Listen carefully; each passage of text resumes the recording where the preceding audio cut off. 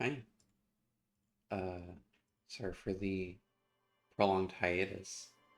Uh, Welcome back to Disco Elysium, episode 11, part 2.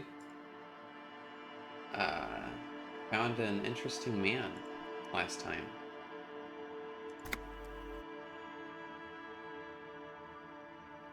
Put points in volition. I have volition.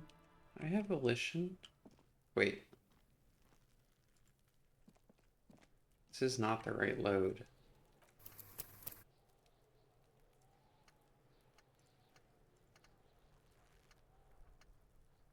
Yes, that's right.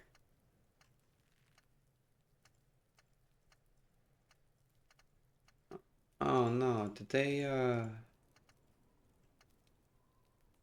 wait, I think this is it.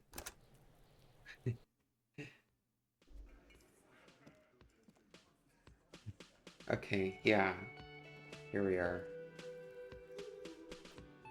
Let's just quick save.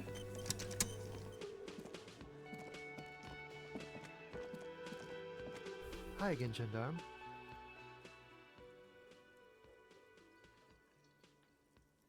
You did? And how did you like him?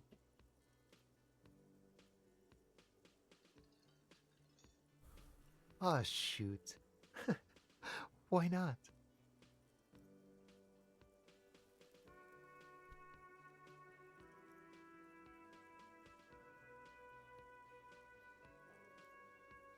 A visitor from the first world. He's not like you and me, Gendarme. He can always return to his opportunities in Occident, sur la clé. Still, his coming and going brings some life to the village. Or is it just money? I don't know. Hmm? What about me, Gendarme? Admiring the atmosphere. What about you, officer?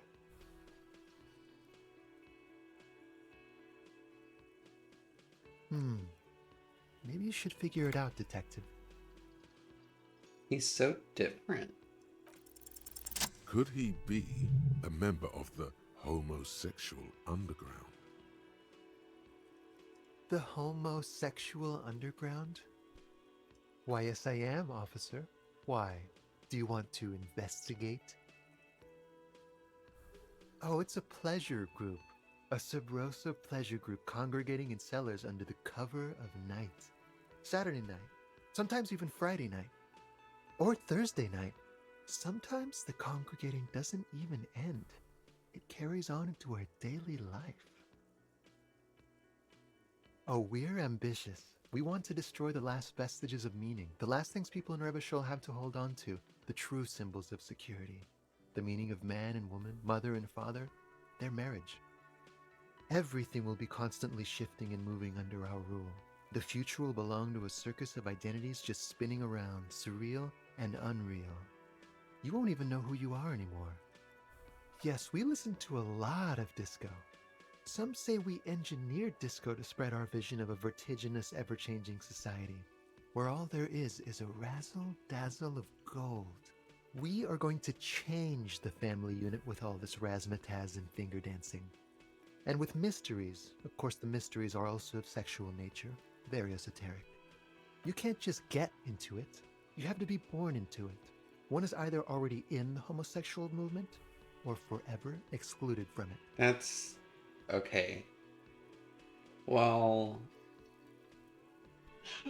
I don't know if that's exactly how it works, my man. But he is talking to a cop, isn't he?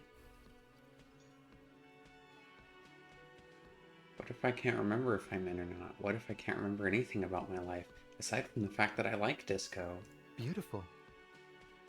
Beautiful. That's exactly what we're looking for. Who knows, maybe you were homosexual in the past. Maybe all of that has been repressed. I have to say that you do look like someone who might be part of the underground. You have that very distinctive, I can't understand what's going on here look.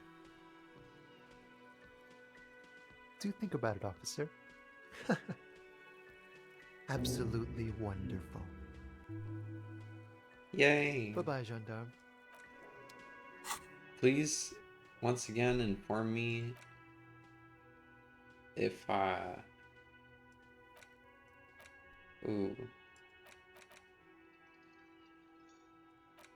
Oh, I need this. I need this.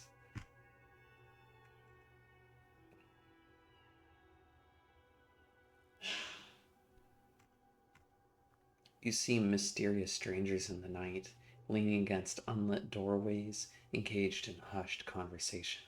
A shadowy cabal exchanging looks, whispering in dark alleys and unmarked locales.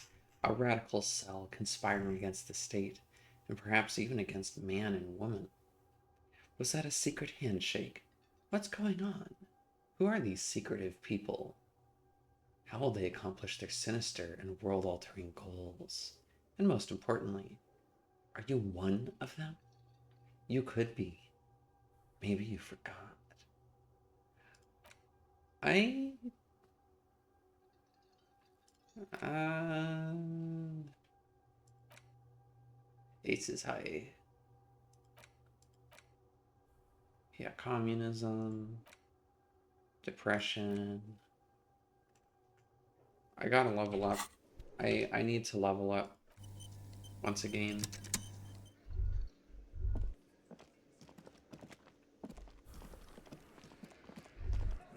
Did I talk to him already? It's you again. What is it? I'm gay.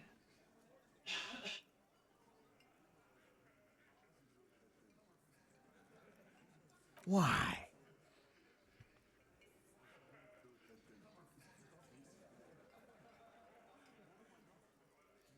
I've seen her in a laudanum-induced delirium. The paranormal instinct whispers her name into my ear.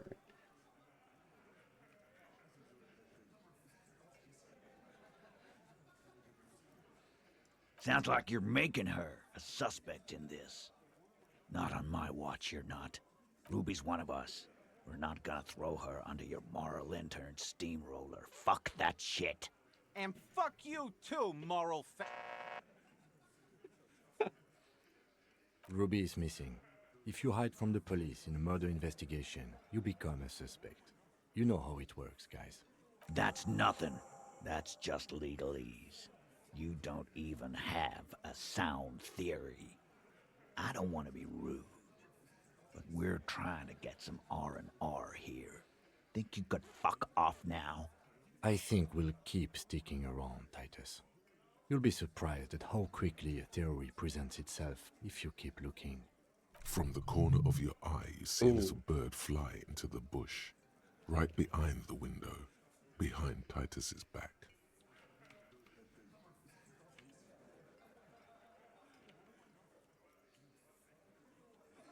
Oh shit. I hit the wrong button. It's you again. What is it? I think it's F4 to quick save? Why? Sounds like you're Ruby's one. And fuck Ruby is missing. That's I think we'll... From the corner of your eye, you see a little bird fly into the bush. Right behind, nothing is happening. The pieces are there, but they remain unconnected. Sorry, you're not coming up with anything. Again, the pieces are there. She could have done it. Somehow. Something else. Walla walla bing bang. It's just not coming together. I don't know what it means, but it felt like the most appropriate thing to say. That's what the witch doctor would say. At least, no one knows. You're not an idiot.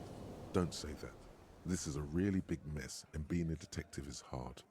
Still nothing. But that's okay. This doesn't have to turn into some kind of meltdown. You're just a cop, taking your time to present a theory. Thanks, Felician. Always keeping me up. Let's look at this as a learning experience. What are the components you need to implicate Ruby? Smart move. The components are access to the roof, weapon, and motive. Here is what you can do to make it easier. Come on, guys. For starters, you could find out what's behind that mystery door in the kitchen. If it's a secret route, she could have used that to get to the roof. Can't get through the door? You know what would help. Doing a thorough search of this room. Maybe something's hidden. There's a spooky building west of this. Take a flashlight with you. Search the basement. There are secrets, magisterial, ancient secrets that may assist you. Oh, fuck. I sold the gun. I found a gun. I found a gun stashed in the scary building deep in the basement in a secret hiding hole, and I sold it for money. You could crack Classia's last defenses. Maybe she'll tell you something helpful. It's that simple. Unless we have more business, we should. Say, hard to remember with your brain in overload, but have you smoked lately? A cigarette may help you. I'm not smoking, Logic. Why? What?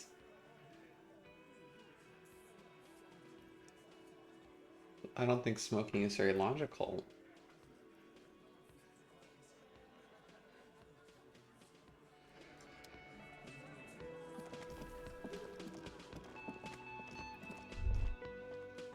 You see a heavy steel door with a prominent dimpled lock.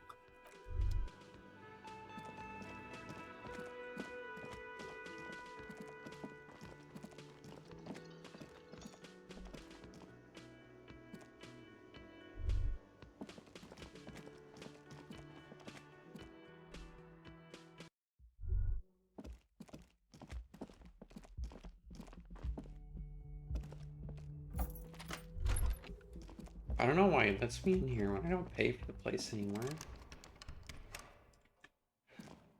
A mirror hangs on the bathroom wall.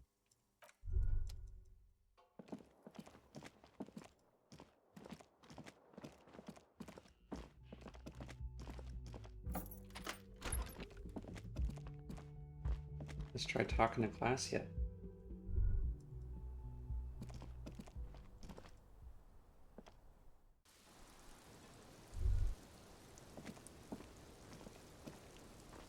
The same small, heavy door. No lock. Barred door. Officer, what brings you up here in the rain?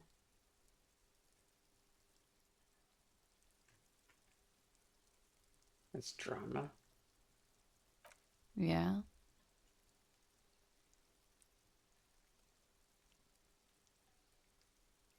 Thank you. I've put a lot of time and effort into it. Technically, possession of narcotics is legal in Revachol, but you should still reprimand her. No, don't listen to the stiff. Be cool.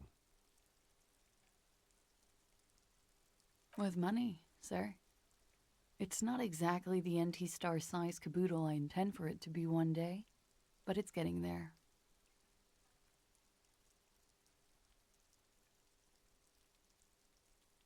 Comes in handy when you've done too many opioids. Is that something that happens to you often, miss? Better safe than sorry. Oh, yes. One of my favorites. It cures many ailments. Like not being able to stay up for 36 hours. Not being happy. It cures those ailments. It's just a mirrored speed molecule, basically. Very funky. I have no idea, officer. Yeah, I've contaminated it pretty bad. The contamination spreads from room to room. First, I escaped upstairs. The SAD got that too. Then I found the handle for the summer door. For me, it's a mix of me with a lack of cleaning services. How about you? Talk around the establishment is, you have an industrial SAD spill in there. Cool. I think I'm developing a pinch of that too. It hasn't done wonders to my taste in interior decoration. All right.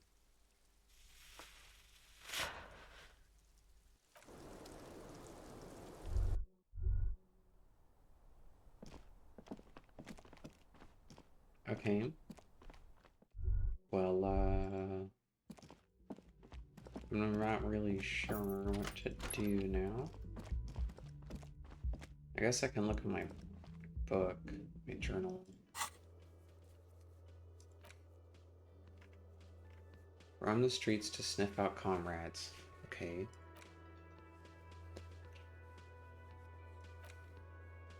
Check the trap near the canal you crossed, southeast of the village. Oh, I should do that.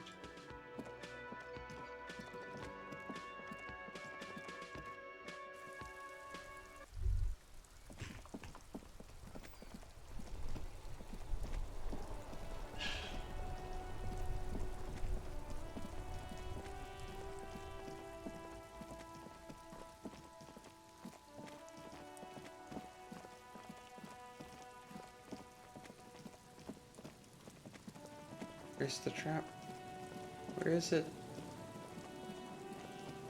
It's gotta be around here, right? There it is. It takes you a moment, but finally you spot the last of Morel's traps. This one's partially obscured by the reeds. The reeds bend forlornly toward the sand. Some tufts have been crushed. The broken stalks seem like a rebuke. The sound of the city hums in the east. The trap feels light and silent as you pick it up. Something is different here.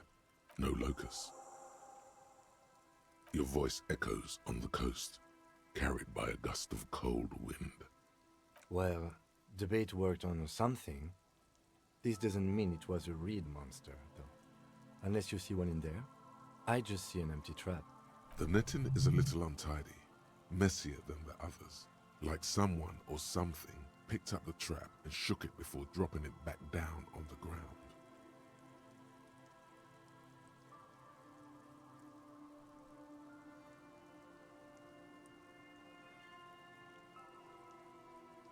Perhaps our cryptozoologists have competition in the form of an actual entomologist, or someone else is sabotaging them. I could present more theories, but then I would be taking this on as a case, which I'm not. Right. Anyway, that's for the cryptozoologists to figure out now. We're not cryptozoologists. We're cops. I don't know, I think looking for a big bug is about as important.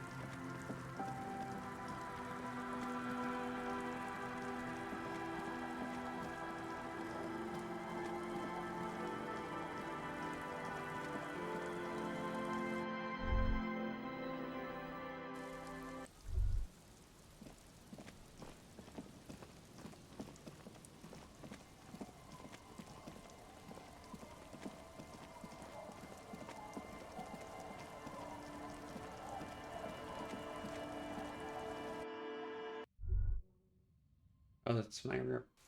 Okay.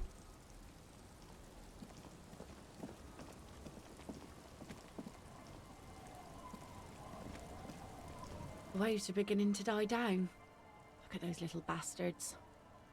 Simmer down. Simmer down, bastards. Oh. That's good to know, I guess. Why is it in the sea?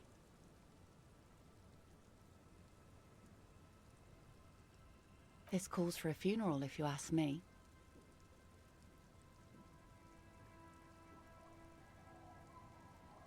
Aye. Feels deserved, don't you think? Falling in the line of duty like that and all? Why odd? Our things are a part of our life world. They're made with our human sweat and they share human history.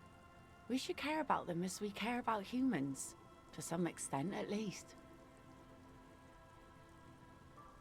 Oh yeah? You won't even be able to get it out of the water before early June. And where are you going to bury it? Who to invite? What music to play at the wake? I've got the song picked out. Take it from someone who's been through a few funerals. It's easiest to just leave them there and let nature take care of it. That's all we have time for right now anyway. Come back here in June and see how you feel about it then. It's not like it's going anywhere.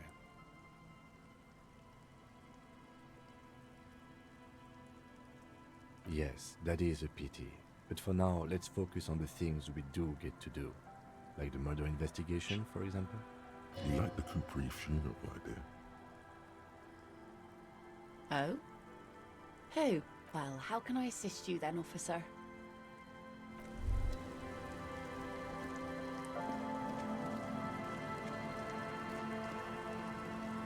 our tenant, the policeman. I hope the waves don't keep you up at night. What can I help you with?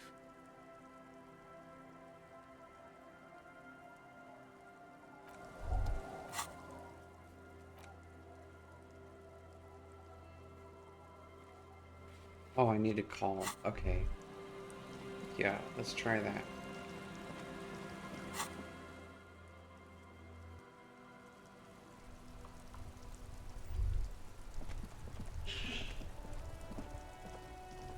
Inside, you see a set of steering levers, a radio microphone, a pull-out toolbox.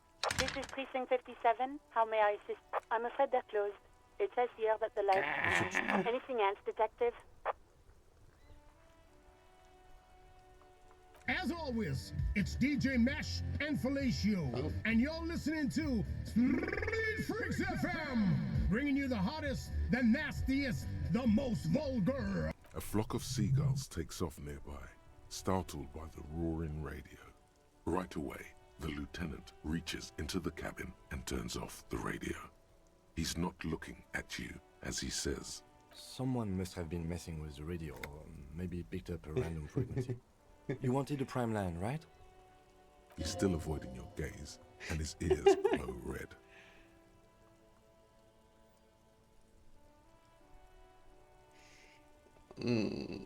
Oh, is that what it was called? Nothing to get into, really. But sure, let's focus on the important things. This is Precinct 57. Can I connect you to someone? Just a second, officer. Sylvie Malaika on the line for you, officer. Yes, hello? Oh, great. What else do you need, detective? You hear the call. Anything else I can... 57... In the cabin,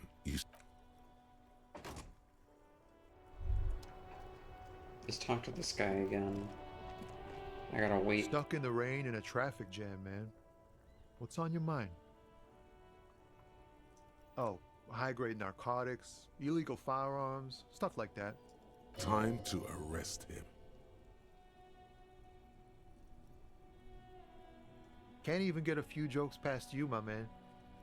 I've got another haul of found cargo. Mostly sporting goods, tracksuits, and that kind of thing. They usually get shipped to Grodd in the Occident, though we've been making headway in the Il Moran market lately.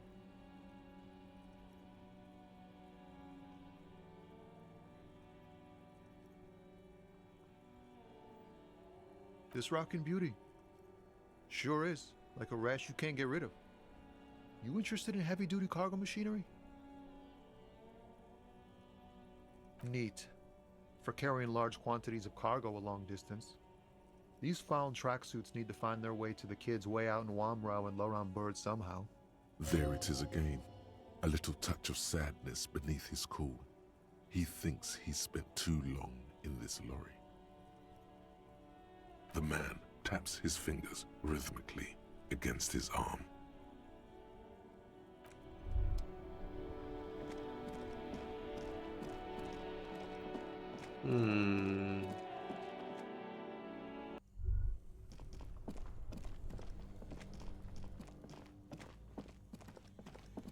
Wonder if I can try this again. What is the quick save? F5? A thick layer of coal dust covers the furnace. Okay. I need physical instrument, that's great. Let's look in the hole again. A few bricks have fallen off, revealing a Nothing.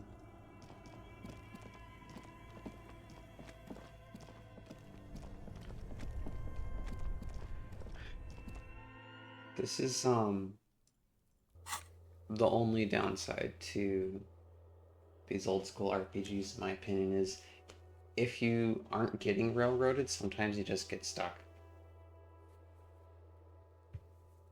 Ruby is missing, yeah.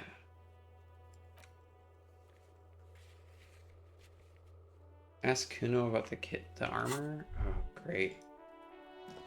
I can try. Hey, Kuno. Fuck does Kuno care?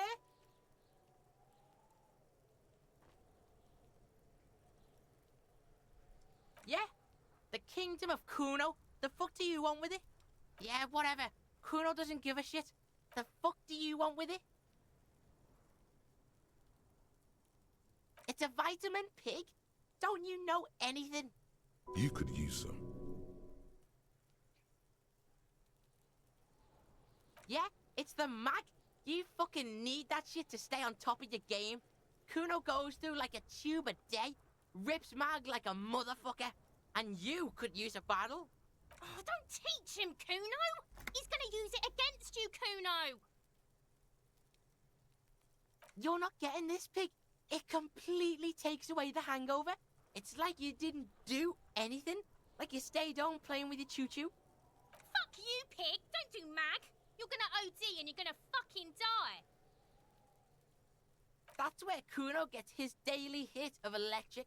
Kuno Shazam. Kuno rides the fucking lightning in there, pig. Bet you'd like to ride the lightning too, wouldn't you? You feel tired and old, but you could have that sparkle in your eyes. Good call, Pigmeister. Don't come and talk to Kuno about his kingdom. Kuno gets it from his dad. Kuno and his dad are major suppliers. That's where Kuno gets his lightning on. Problem is, Kuno and his dad had a little falling out.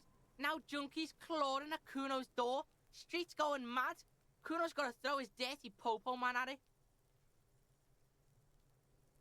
Dirty popo man is you. In there is Kuno's violent dad on steroids. Kuno's dad does steroids and speed. If you can take him, you can have half of the speed. Kuno's dad is a fucking monster. He's the most violent man in Revachol. He doesn't give a shit about a single thing. He drinks too. Are you sure you can take on the most violent man in Revachol? In your condition? Like half. A baggy, but like in this vial. Fuck you talking about half a G? This shit is giant, grade A shit. So clean you can barely see it. You can barely see it because there's barely any. Okay, Kuno's listening.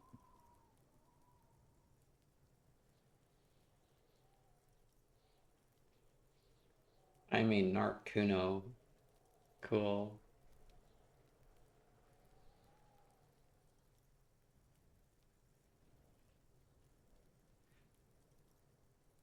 Sure, whatever.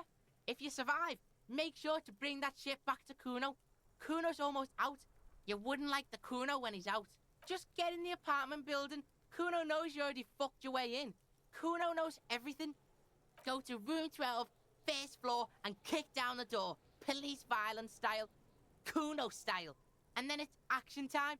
You're locked in the room with violent fuckheads. That's it. Next time Kuno sees you, you better have his shit. What the hell are you signing us up for here? I'm a bad addict cop and I'm gonna get my fix. Okay then. Kuno doesn't fucking care. Hear that? Magnesium. That's what you're lacking. The lack of magnesium has you slouched. Yes, and it's critical. Look at yourself. You're practically devolving into a fish due to the lack of magnesium in your bloodstream. Maggot sideways? What are you talking about? You need to maggot up. You've probably had 2 heart attacks and a minor stroke already, and the only prescription is insane amounts of magnesium. Yes, if you want to live, you need to evolve. You need to transcend the carbon barrier. Go to the apothecary and buy insane amounts of magnesium. It will reverse the damage to your circulatory system. I don't know what magnesium is. Shivers, no shakes. It is generally understood that human beings are carbon-based life forms. Fusing little carbon tubes together to form complex, mushy structures capable of thought, love, and locomotion. It is also known that these structures sometimes like to take the edge off by consuming ethanol, amphetamine, etc. In such cases, it is important to supplement your body with magnesium. Tired? Maggot. Feeling down? Maggot. Liver damage? Maximum mat. Some people say magnesium doesn't really do anything and you just need to quit. What do we tell them? They're probably right. Find booze and drink it. No.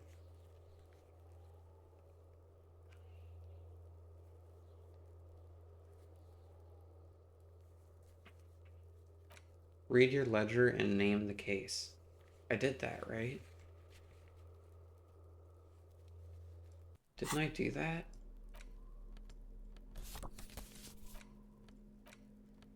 It's the ledger you found in the trash. A pitiful cabbage of white and yellow papers hanging from plastic board, barely held together by a metal clip.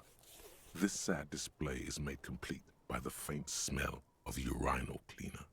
There's a piece of toilet paper, or is it cleaning tissue?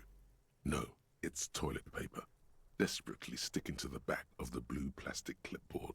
It's a metaphor for you. Below the pathetics, terror. Do not look into its blue heart. It's just toilet paper sticking to the back of the plastic clipboard. You can take it off if you want. Still wet, the toilet paper peels off the plastic easily. All you have to do is shake it off with your finger and voila! The ledger now looks marginally better. An aluminium block runs the width of the board, biting down on the paperwork. Its crocodile teeth are the only thing keeping the papers together. A regular pencil, the tip worn down to nothing, has been attached to the clip. The surface is interrupted by a silvery sticker. It's rectangular, sparkling with iridescence. You don't know how you didn't notice it before. I put it there. Looks like an official mark, made to be low visibility outside the right circumstances. What? Yes, halogen watermark used for adding information to RCM property. It depends. Aside from an anti-counterfeiting stamp, mine has my station number and address. The information varies by date of issue. How many years you've been on the force, he's thinking. It'll have that.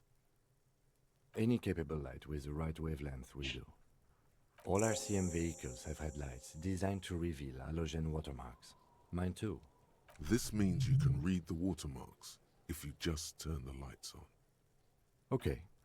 While a bunch of sodden papers sag from the clipboard in your hand, it's a sorry sight.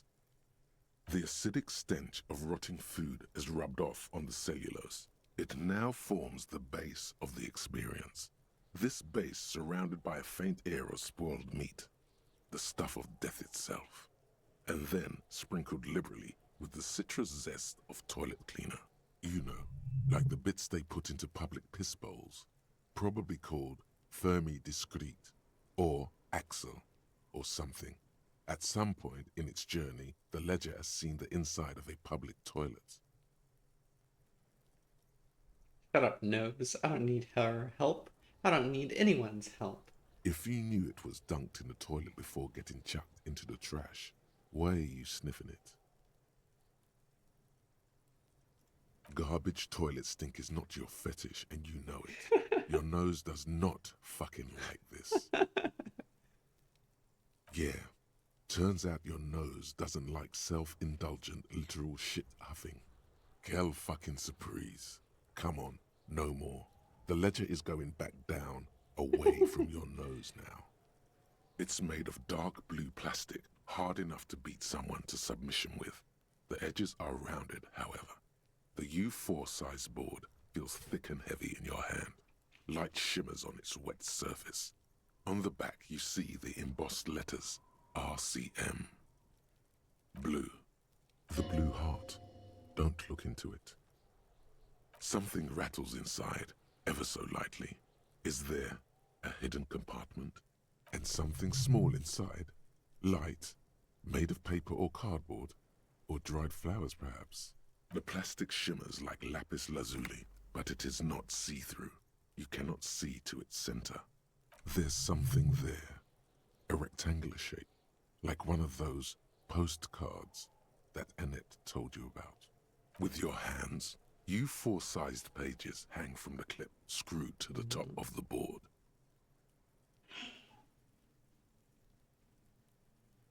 They're not exactly white. They're yellowed in patches by sunlight and alcohol and covered in dense blue handwriting. Ink escapes into watercolor patterns, reaching its tendrils across entire pages. The paper itself is checkered with faint red lines, forming short paragraphs. Once in a while, there's a red stamp that exclaims, "Case files commit to paper." The case files themselves are plenty. You count more than 100 sodden, crumpled up, earmarked pages falling apart in your hands. They appear to be sufficiently organized and extremely dense, if mostly illegible. Work, strife, poverty, the Jamrock Quarter. These are handwritten logs of investigations dating back to January 51, this year. The exact number is hard to estimate due to missing pages and an odd naming convention. But there are at least 20, maybe 30 cases undertaken, not completed, mind you.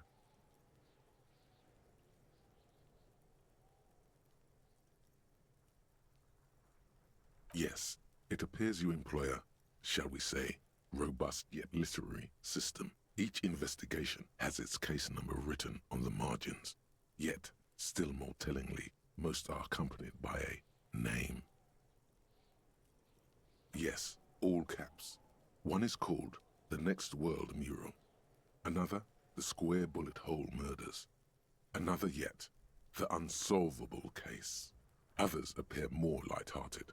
The guys on a couch in an unexpected location, and the murder at the Ukar Parlor. Even the rare article-free collapsing tenement. Murder features prominently throughout. It's going to take an effort to piece these case files together, but it can be done. Once you're done inspecting them up close. You mean the alphanumeric? Officer, precinct, time of arrival at the scene? Oh, you mean the titular? Yes, well, so do I. In our defense, almost everyone in the RCM does. It's a holdover from the early days of the RCM, right after the revolution, when the organization had little idea how to do things. It persists in an unofficial capacity. Officers use these titles to refer to their work among themselves. Again, in your defense, I seem to have named one the man with the hole in his head. That was a real person. His death was real. Still, I named it that, to amuse myself. I pray his loved ones never find out. Rail spiked through the head. He died. It was a workplace accident. There is, for precisely one more. 15 pages near the end remain untouched by the damage. The checkered grid forms a structure of passages, breaking the case into subtasks to accomplish. The ledger only comes with an old, worn-down lead pencil. It will do, barely. But the lieutenant looks at his blue notebook. 2 fat, shiny pens hang from the binder, like large-caliber bullets on an ammo belt. It's downright incriminating. He has little choice but to give you one, although he really does not want to.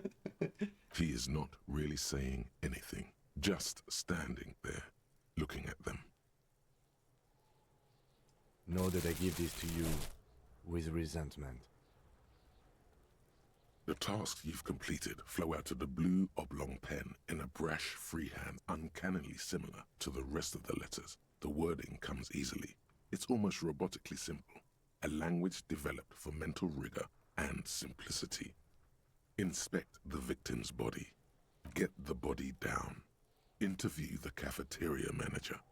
A satisfying slash sounds across the paper. You're done, it seems to say. And you. Things to be done and things already done. The composition of reality. This is an extremely useful tool for a detective of the citizens' militia. Now all that remains is to name the case. No, actually. Any ideas?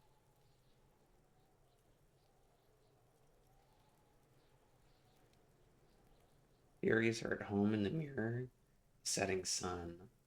I think that is the one. Okay. It's a good name, but it has one problem.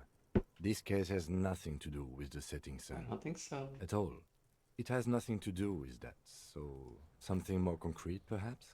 Do you have something concrete, mundane, usual? Usual is boring. We don't do that. Furies? Yes, well, I don't know. I have to be honest, I'm not experiencing the internal strife that it refers to. And also, could you make it less poetic somehow? Just a normal case name, you know? Think, what would that be? A good normal name. Ah, yes. I have to tell you, officer, I don't appreciate ironic titles. Other officers will have to use this as reference. If it's idiot or cockfinger, they're not going to get it. They're going to think an idiot and a cockfinger were on this case. So, do you have something less funny? Fun is outlawed with this guy. What a knock! Great. That's great. That's actually what I was thinking too. The Hanged Man. Good, strong name. We have a very good name for the case now. I'm going to start calling it the Hanged Man. It's good we sorted this out. You don't exactly close them, so much as distance yourself from the smelly papers. They're a little further from your nose now. Let's, become homosexual.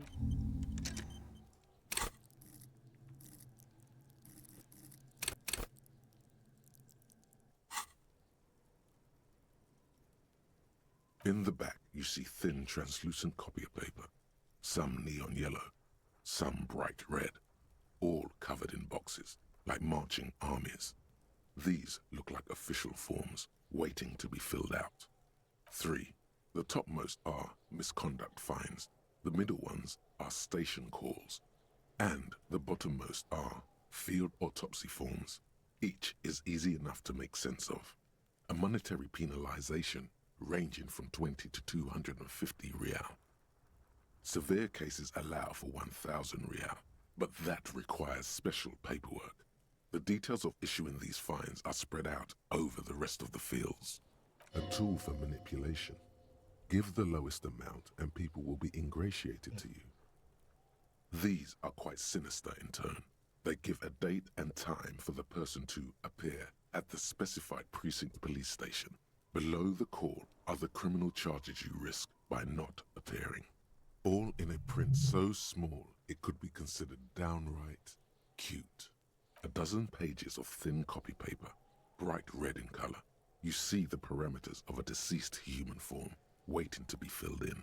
Age, sex, condition of internal organs. Yes, all that remains now is to fill those forms and hand them to people. Fines for wrongdoers, interview requests for bad guys, and field autopsies to dead guys. What delicious power hid within this pathetic mess. You feel better. The rest of the stinking cellulose is much worse for wear. Being sandwiched between the board and the rest of the paperwork must have spared the fragile copier paper.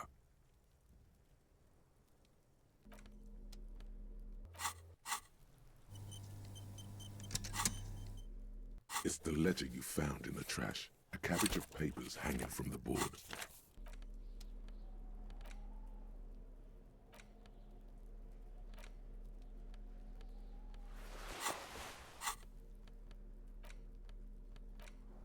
It's the ledger you found in the trash. A cabbage is not what you end up doing. You squeeze the plastic to slide it open, but nothing happens. Then you bend it some, then crack it. The goddamn thing is stuck. The ledger quivers in your hand. As it shakes, the pages rustle. This pathetic mess suddenly afraid of you for some reason. Well, I actually want that. So, why did that not work? Come on, I quick saved.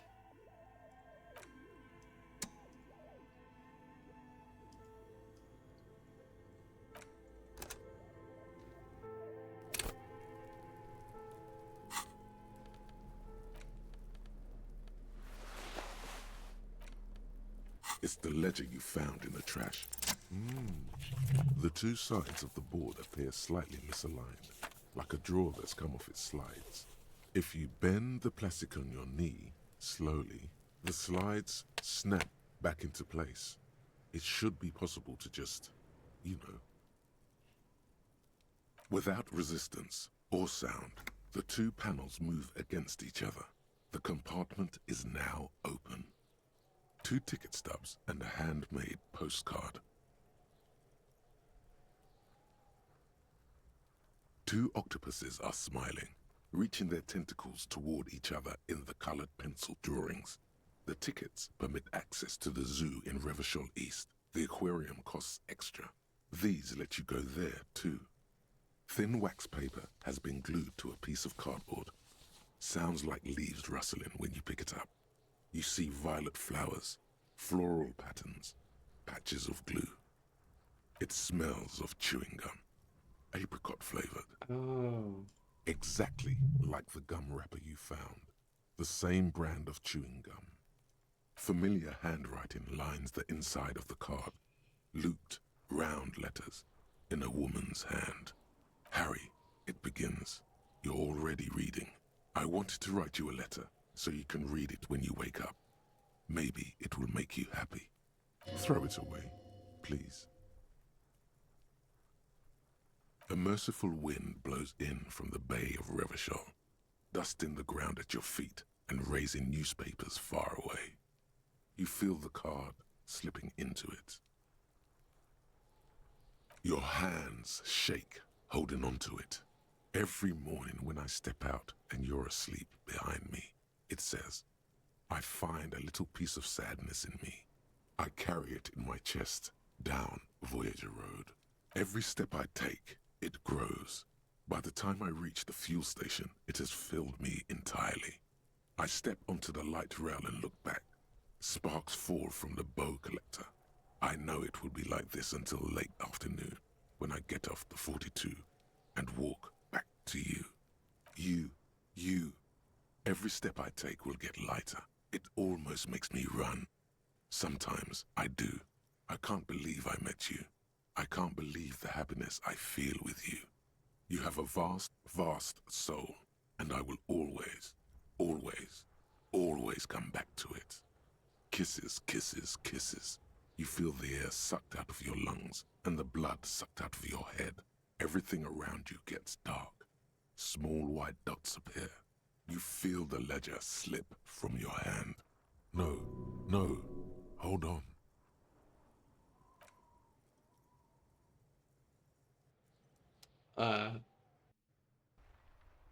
Oh no. I died.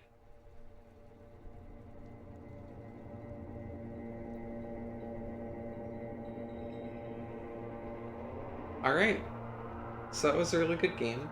I hope everyone enjoyed my Let's Play. And, oh. There is nothing. Again. Nothing sad, brother. No treachery, just blackout. Well, almost nothing. There is the ground below you, that's still there. And the small light that's on, fluttering, somewhere in the basal ganglia. That's me. Blue eyes, that's me. Who was what? He speaks of the sickening longing, the unwell emotion. Even in the darkness, he's grasping for it. Still trying to hold on to the great sorrows slipping in the water. Slimy. Here in the paleo-mammalian cortex, we call it the shadow. Because it's always there. Tell him. Ah, yes. In the olfactory system, they call it the apricot chewing gum scented one. It's unhealthy of them to linger on it so. But as they say, what do you do? It didn't smell nice. It smelled like betrayal.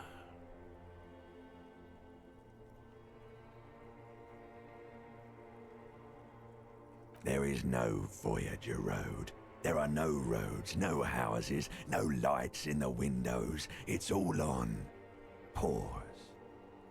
Bloated corpse of the past resurfacing. Beautiful. Believe me, stupid ape, Its lack of beauty was not the problem. Your name is fuck all. It certainly ain't Harry. Your name is passed out on the ground, dragged around by one of the other evil apes. They're taking you somewhere. You think they would let you? Until you disintegrate into biomolecules? No. Someone is breathing on your face now, inspecting your pupils, stupid idiot. Oh, but you are.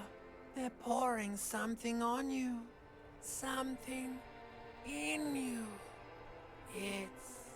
It's delicious. Glowing lights on a dashboard emerge out of nothingness. In the upholstered cabin of Lieutenant Kitsuragi's motor carriage, seated in the driver's basket, the air is thick with leatherworks and heavy fuel oil. Cold water runs down your chin. Drink. Water. The water is cold, silvery, the stuff of life itself, as it pours down your parched throat. The pounding in your head recedes. The darkness parts. Drink. You haven't drunk water in 2 days. Did you know the human body is not made to survive on alcohol alone? You need a secondary form of hydration. With greedy gulps, you down half a liter of cold water.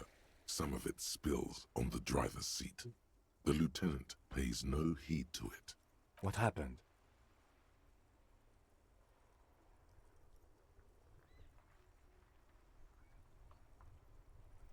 You were reading your paperwork. Then you passed out. I carried you to my kinema to take you to a hospital. Then you came to. 10 minutes, maybe. That does sometimes happen. You dropped these. Are you okay to proceed?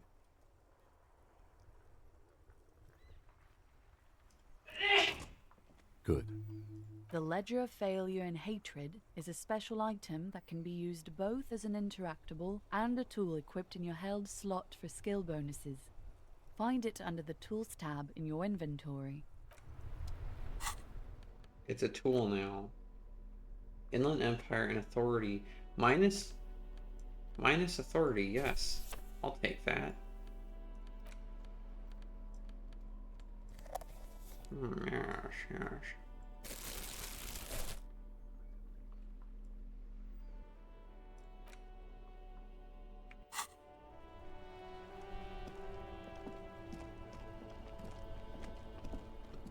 Inside, you see a set of steering levers, a radio microphone.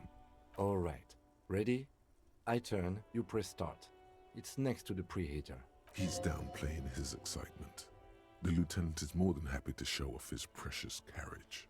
The dashboard lights up with orange glow. The rounds per minute gauge jumps, and the engine of the Caprice Canadian comes to life with a whiny growl. That's the same noise from the opening of the game. Like a leopard waking from its sleep, yawning and roaring at the same time. The lights unfold with a little click, casting electrical light onto the ground before the vehicle. There you go. I'll turn them off from the remote once you're done. We just need to stand in front of the machine now. I'll take these ugly orange gloves off. Put some pretty gloves on. Yeah, that's more like it.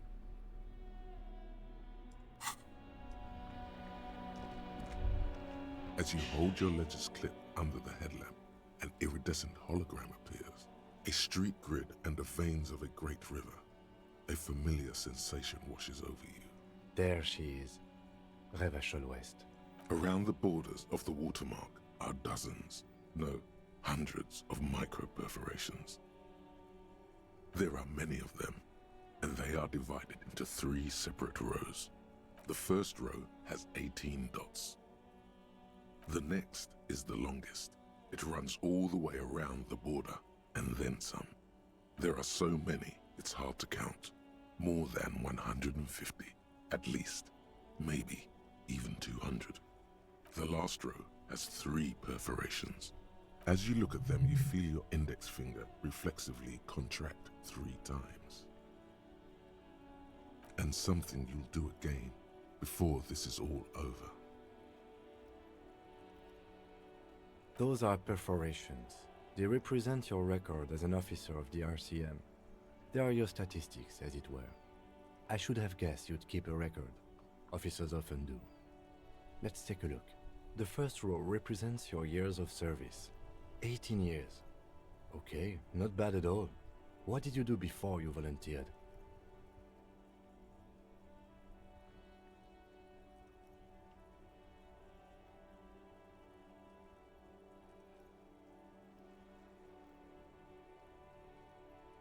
Cool. I'm glad you joined us. Not a lot of money in doom crying. Let's move on, shall we? This next row, the one that wraps all the way around, is your number of closed cases. Closed is good. It means finished. You've got, let's see, wow, more than 200. It's quite a lot, even for someone who's been on the force for nearly 2 decades. Usually, clearing more than 10 cases a year puts you in the 90th percentile of all RCM officers.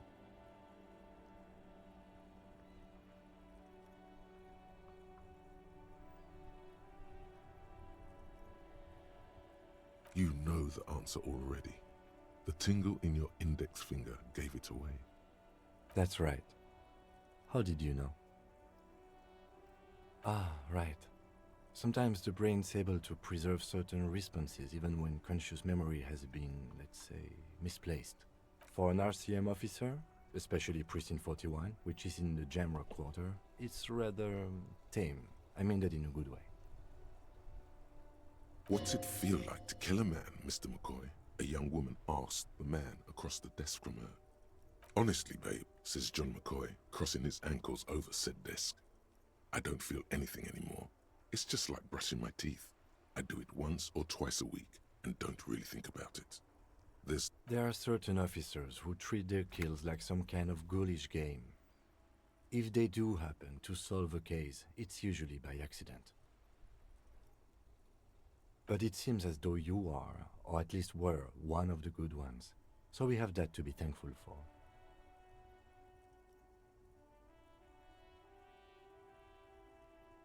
Yes. It's not a problem for him to state it, however. Everyone has their own method of coping. Some more effective or self-destructive than others. Personally, I find it helps to keep up a few hobbies. Par exemple, why not take up a sport? You've already got that fan gear. It's meant in earnest. Please don't mistake it for a jab. If you want to pour out the booze you've been carrying around on duty, I'm certainly not going to stop you. A dark pool of cheap Pilsner appears at your feet. It shimmers in the lights of the Kanema.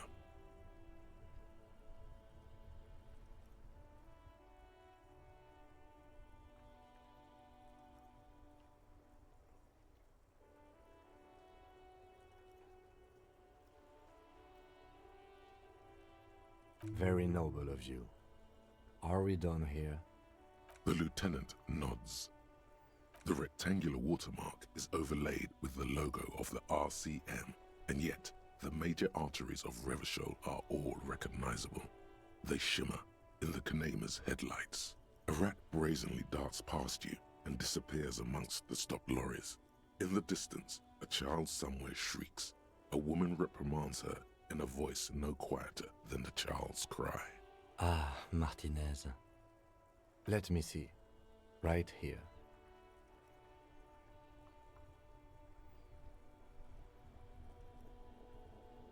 No, it does not.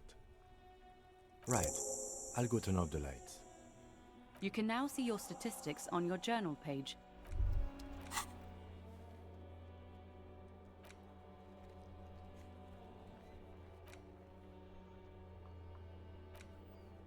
At 12. Tremble. The time is now. Taola. Time for the show. For Taola. The hallowed time of fear and disintegration. A countdown has begun. All will collapse on itself. The world will disappear into a single grain of blackness. All sound will be muted. Ulogu theodos, xino zausin, ipoli osithien, echondes fronisin. Right, I don't know Greek? Or is that Latin? Monday morning, the moment you arrived in this reality, are the first crack in the sheer face of God. From you it will spread. Yes, you spoke the words of the palindropos and the houses of Pericarnassus. Items, people, even words will tumble. All will lose its meaning in the coming years. That is why you marked yourself. It's totally also a coping mechanism. So you should be. The world island crumbles at your feet, and in the far plain, Palindropos. Perhaps, just a thought, this has something to do with the hangover.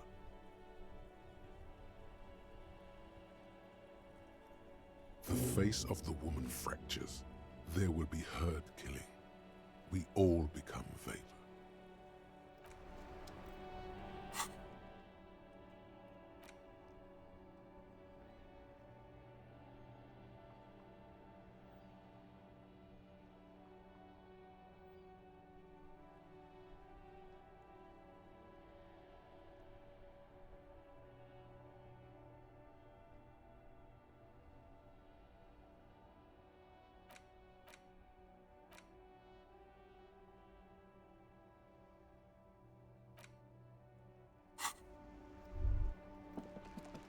Oh, I can call a library now.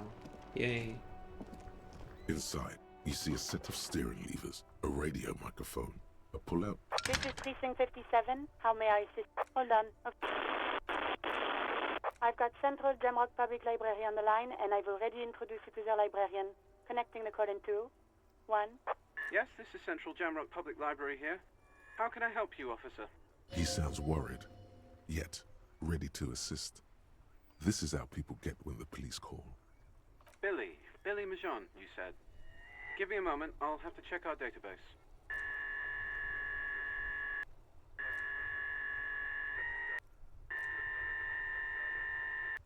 Yes, hello, are you still there? I found Billy Majon's home address, is that alright? No phone number, unfortunately. Here we go, sir. Rue de Saint-Ghislain, 33B, apartment number 20. It's in Martinez, I believe. Cape Side Apartments, it says. That's all. That's where the smoker on the balcony lives, isn't it? It says here that they returned their last book just a few days ago, but I wasn't at work that day. Marie? Marie? Do you remember a reader named Billy Majon? They returned a Tybalt book the other day. Maurice, what? A woman yells. Then, yes. Okay, if it was the police. Yes, it was my colleague Marie. She said that it was Billy's husband who returned the book. He also asked for this new sci-fi release, Lowe's Radio City 87, but we don't have it yet.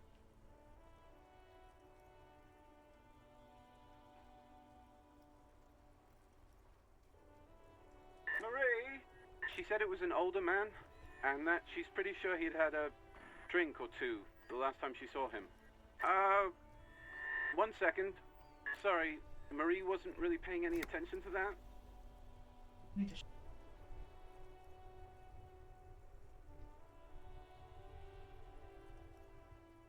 Sorry, no. Marie only knows him by sight. Marie knows Billy. She's been working here longer than me. Sometimes her husband returns some books for her. And then goes for a little drink later. On the lookout. Happy we could help. Goodbye, officer. Anything else you need from me? 57. In the cabin, you see a set. As you tap on the gauge, the indicator pin jerks as if startled. It's in the large orange sector, indicating the engine is warm. Next to the gauge is a red switch, labeled heat. Now, that's enough fun with the foldable headlights. I know they are mesmerizing. They are also fragile. I'm not going to turn it on for you again.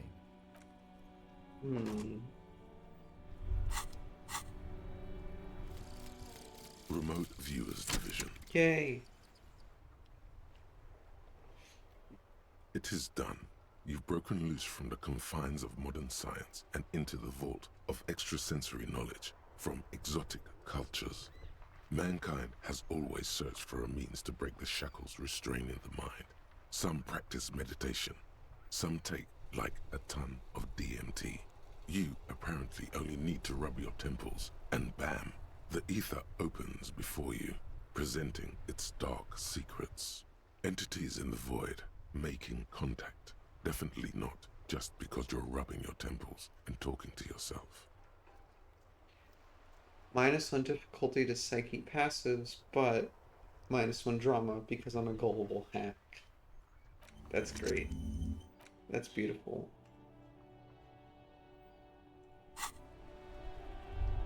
Alright. Go to Billy Mijon's apartment to deliver the bad news. It's in apartment buildings in North Martinez, apartment number 20. Great. Oh shit. Honor 2. Good cop, bad cop 20. 2 moralist. 1 fascist. What? 1 boring cop. I don't remember doing any fascist dialogue. Wonder what they mean by moralist.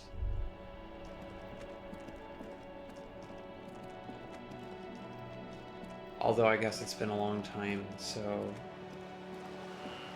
if I don't remember anything, that should be of no surprise. Apartment 20.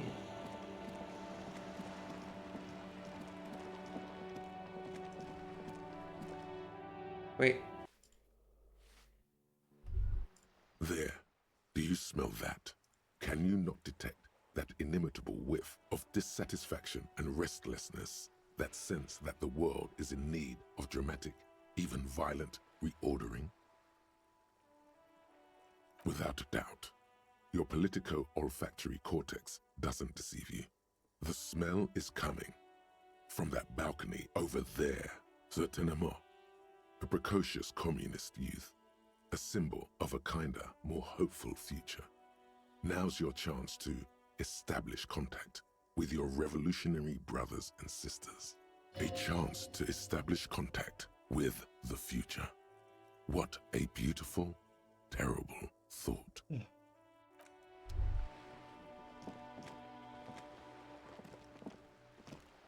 Hello again, officers. Have you come to admire my mural? I don't believe it. I've never known those boys to have manners. The bemusement in her voice doesn't fully mask genuine tenderness.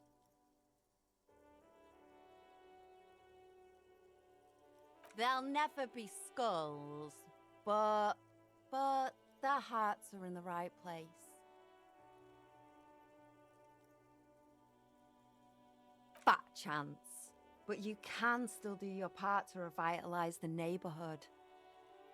She throws you a conspiratorial glance, then presses her finger to her lips and squints up at the sky, as though straining to hear something in the distance.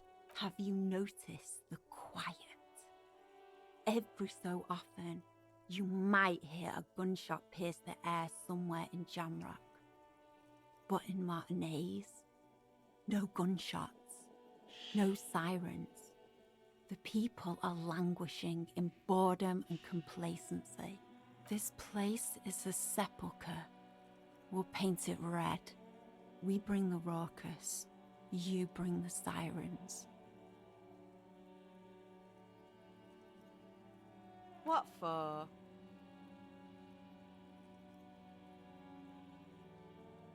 What do you think I'm trying to paint here? A mural for a better tomorrow? Why do you really need it? But boring. You're not using my lovely brush to spread boredom. Well, if it's for art.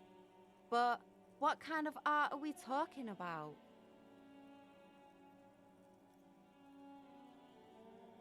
Let me stop you right there, Piggy. You have no idea, do you? No idea. No brush? Fuck off. There, Piggy.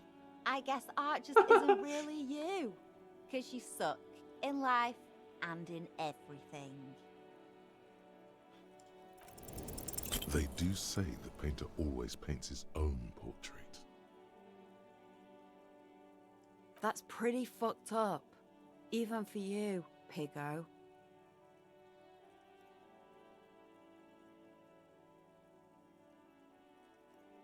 I think everyone would rather you didn't.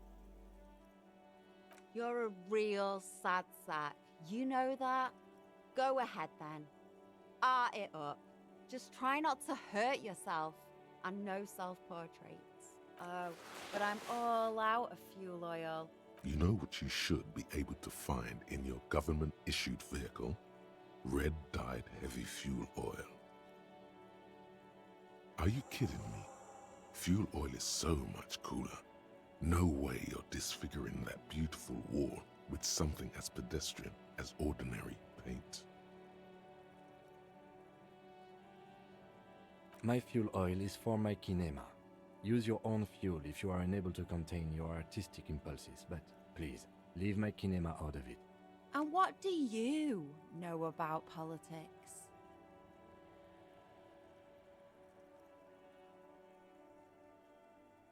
The girl erupts in a cackle that seems like it should belong to a much older woman.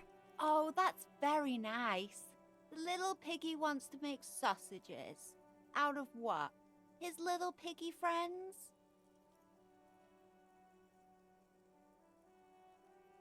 For the briefest instant, the lieutenant's hand hesitates above the notebook he's scribbling in. In the break room of Precinct 41, Sergeant Mac Torson is just now warming a grey sausage over an electric range. The oil in the pan hisses and pops. Torson is dabbing a spot off his pants when his partner, Satellite Officer Chester McLean, enters, sniffs the air, and frowns. Good fucking God, Mac, what is that smell? What? Like you've never reheated leftovers in the break room? Hey, if you want to dress that up, I think there's still that old bottle of mustard logged in evidence. What? You mean the one Vic yoinked off? That hobo in front of the frit?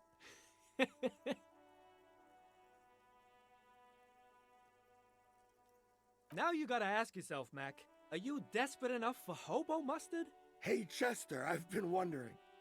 Do you think anyone's ever gone full hobo cop? Like really hobo copped?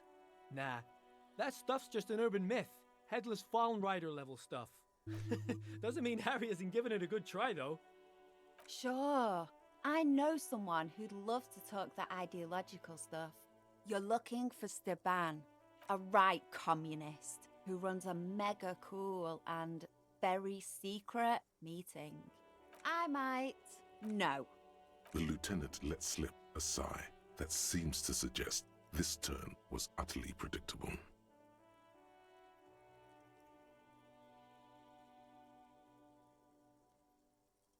Keep your money. What I want from you's better than gold. Don't look so deflated. Whatever she asks, you keep your chin up. A wicked grin extends across her face. A laughing skull. Death hilarious. This is gonna be bad. Oink for me, piggy. Just once.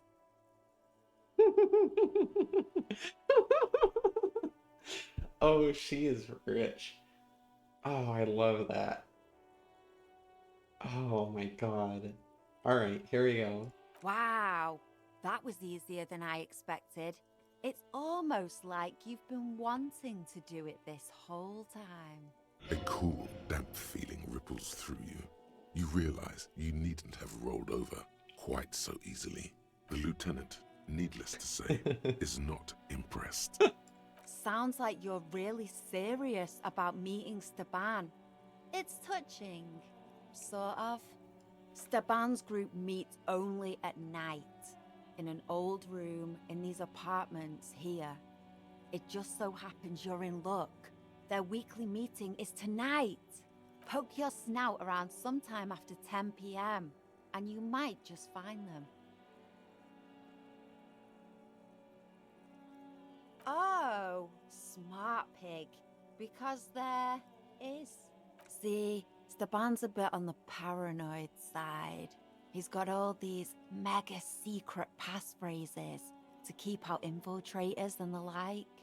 You can't join the meeting without one. Sure, I do. Steban trusts me. Why would I? That would be so boring. Now, let's see if you're half as dedicated a communist as you say you are. That's enough. Off with you then.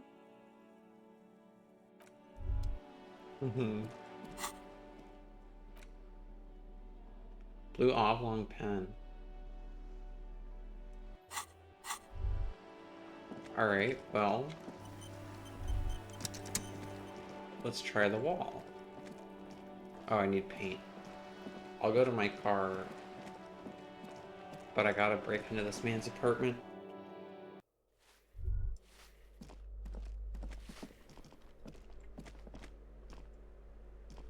You hear someone walking around in.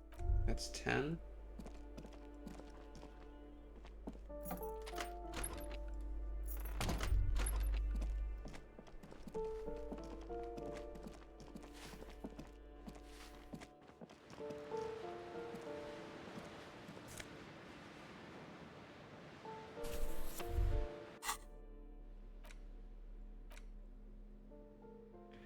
The cover features a row of concrete buildings with a monochrome rainbow in the sky. It tells a rather excruciating story about two lovers during a period of ethnic unrest in Yugograd. The book has been filed under psychological realism. Wow.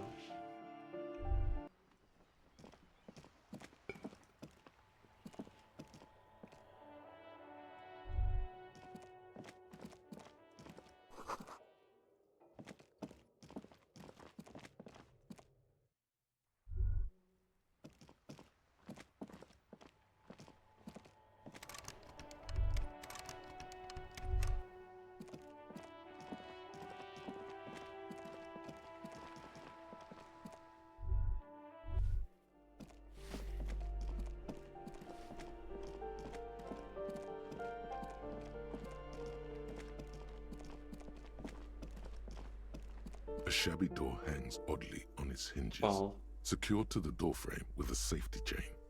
An unpaid energy bill is attached, threatening to cut off the electricity. It's addressed to Mr. Uno Doroita.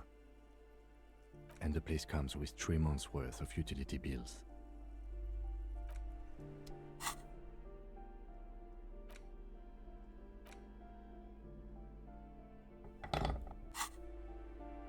A shabby door hangs oddly on its hinges, secured to the door. No response. The apartment numbers have fallen off the door, leaving the panel with a sticky 1 shaped shadow and a marker drawn 2. Good thing you already have the chain cutters in your hand. Nothing left to do now but snip, snip, snip.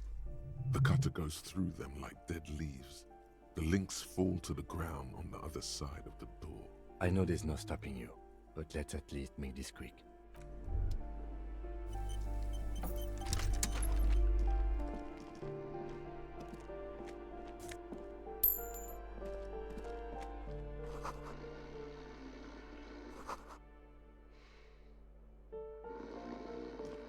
A phone book lies open on the table, covering a stack of utility bills. Right next to it, in plain sight, sits a small bottle of amphetamine, conveniently equipped with a straw. You pocket the bottle as if it were the most natural thing in the world.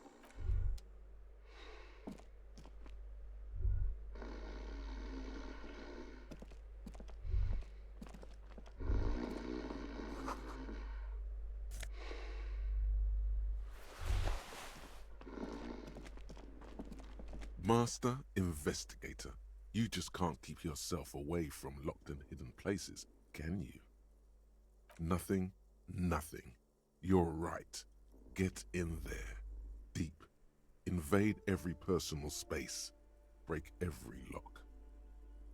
Attaboy, the world's secrets were made for you. They wait patiently for you to uncover them.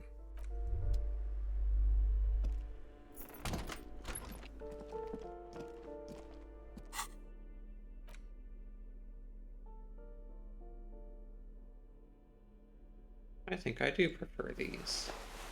Yeah, that's a nice look.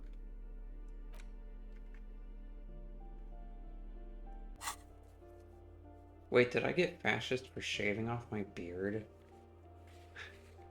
Is that how that works? I just didn't want to have a beard. I don't like it.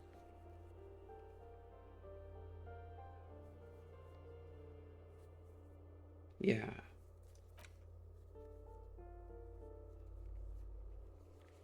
Find the secret passphrase to Staban's meeting. Take down Kuno's dad, optional. I'm not gonna just kill a man. I have to have good reason to do it. Hello, crass mass off. A plaster cast bust depicts a middle-aged man. Whoever lives here, there aren't many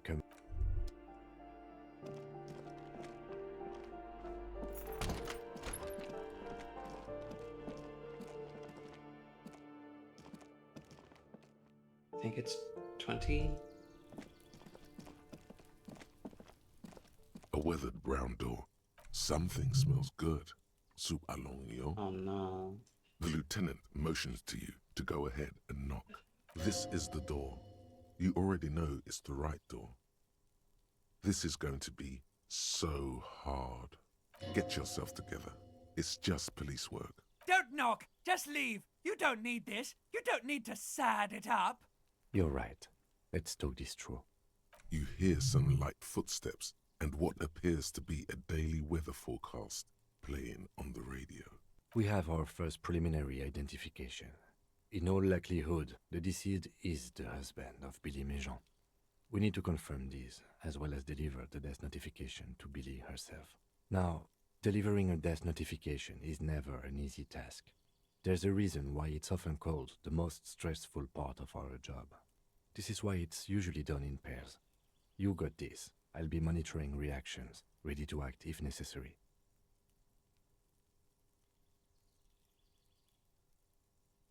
Dad, just don't say that you know how they feel.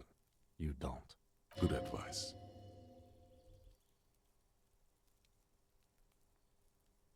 The lieutenant motions towards the door.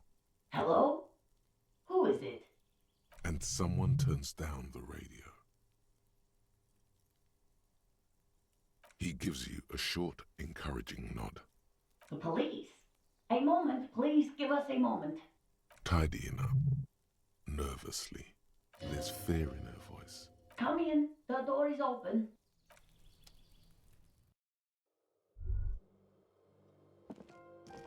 Hello, I'm Billy. Would you like something to drink? Tea? Lemonade? We're out of coffee. I was supposed to get some tomorrow. The lieutenant has taken off his foggy glasses and is busy cleaning them in his handkerchief for now. You're on your own here. He must feel vulnerable without his glasses. Is this why he's letting you take the lead? Is this about Victor, my husband? Is he in some kind of trouble again? I can come pick him up in the station if that's what. Keep it together.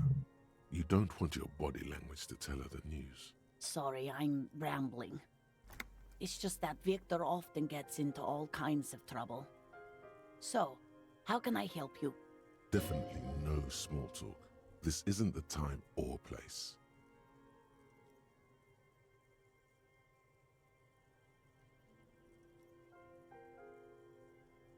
Talk things through with Kim. I have his handkerchief. That gives me... Okay, because, like, I can offer to her if she starts crying. Okay. You've done this before. Just keep your focus. What did you say? Oh. Oh. But He was just... But he was just here, alive. We understand this comes as a huge shock. I want you to know that me and my partner are here for you if you have any questions. Take your time, ma'am. What happened to him?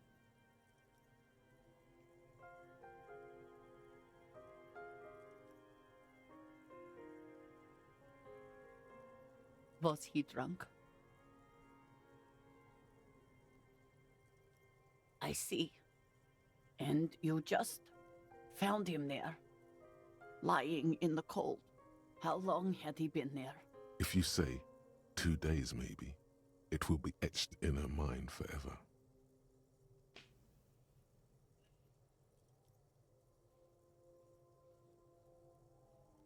She blinks, eyes welling up with tears, as her hand starts searching for something from the pockets of her dress. The handkerchief. Yes, thank you. Is there anyone we could call for you? A friend, a family member, someone who could be here for you? No. I just need to tell my girls. God, should I call them? Should I tell them to come home? No. A day.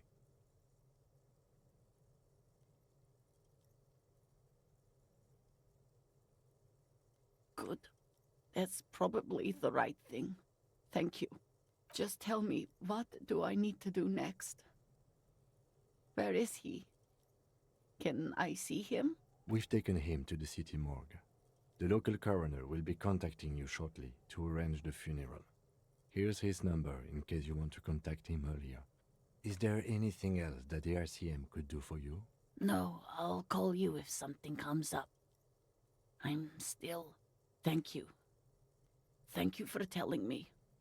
I'll call if... We should step outside and talk.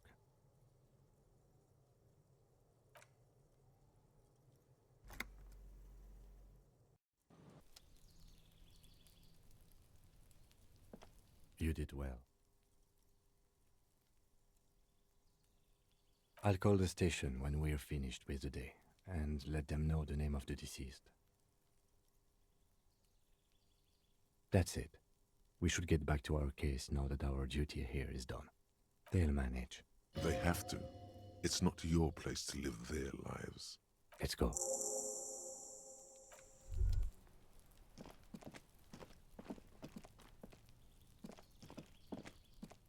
This door is made of no one. Let's go. Hey. Oh, wow. I've been gone for an hour and a half. Alright. Well, thank you for watching episode 11 of Disco Elysium Part 2. And I'll see you next time.